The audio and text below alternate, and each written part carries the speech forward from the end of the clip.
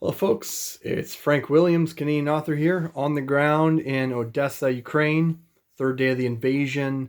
It's the 26th of February 2022, and we got some good news. Yes, it is still really tough. We got a long road ahead, but there is some good news, and that the Ukrainians are on the bounce back. My face isn't important, but we'll have this ball we'll have to do instead. Just so we're getting different reports locally. We're going to start with some major big news. Number one is Turkey has agreed to not allow any further Russian military ships through the choke point in the Black Sea that leads to the Mediterranean. I apologize. I'm summarizing greatly. I wish I could give you links, but I'm just doing this quickly in between a million other things happening. Um, and then also, that's great news. So that will help hinder hopefully any resupply of military equipment. And secondly, the Port Odessa, as I'm recording this, is actually surprisingly under control compared to everything else is happening. So this has not been just a pushover moment as Russia was hoping for, and people are rising up and fighting back. Yesterday, I had the privilege, and it's very moving actually. Before further, I think we need to say huge thank you to all of the Ukrainian soldiers that um, like rose up to almost probably impossible odds in the first few hours and fought as hard as they possibly could. And so I want to memorize those, remember those people. So yeah, I should preface that always from this point on. But anyways, it's a fluid situation, but so far things are looking somewhat better than we would think a few days ago. Now, other good news, I guess, is that the morale of the Russians is not the best. So I think some of them are running out of like equipment, supplies, food.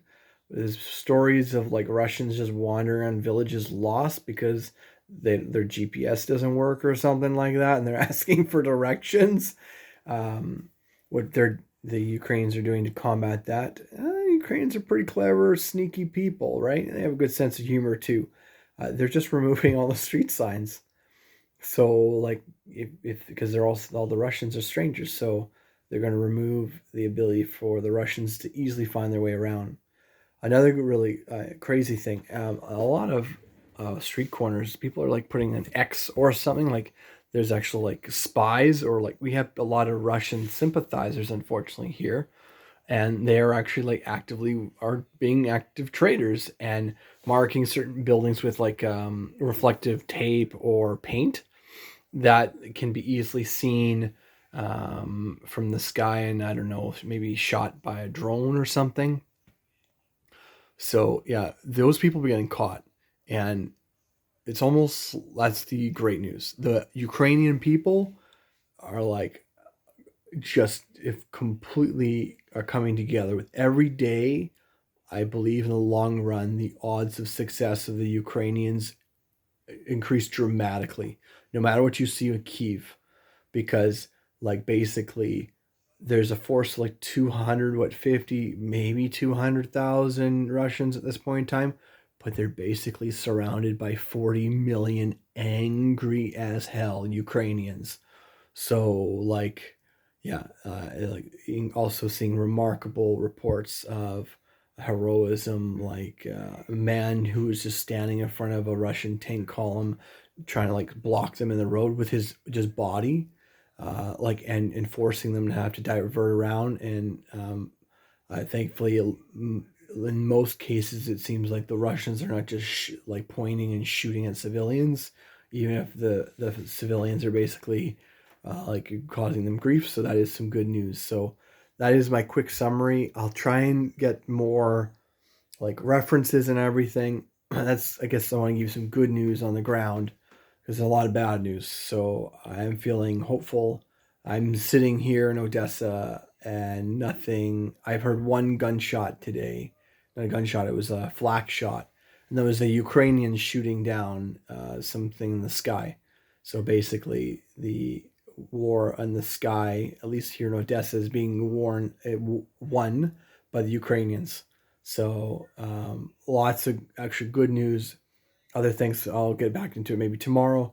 Big thanks to the Americans and the United Kingdom for supplying those Javelin and other like anti-tank, anti-aircraft weapons early on. They are changing the outcome and severely, modifying the situation. So, anyways, that is my summary of what's happened today. At least some good news on the ground you may not have heard of.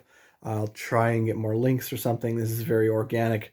I never anticipated doing this ever in my life, but I'm a writer, and I guess this is what I'm going to write about the next while or record and document. So thanks very much for watching, and if you can subscribe to the Frank Williams channel here, that'd be great, so you get updates of the actual on-the-ground news firsthand or secondhand, like things from the local Ukrainians of what's going on, and happy to kind of deliver that information to you in English, and maybe I'll do some in French at some point in that. So, all right, have a good night, and stay safe, everyone, and we'll talk to you tomorrow.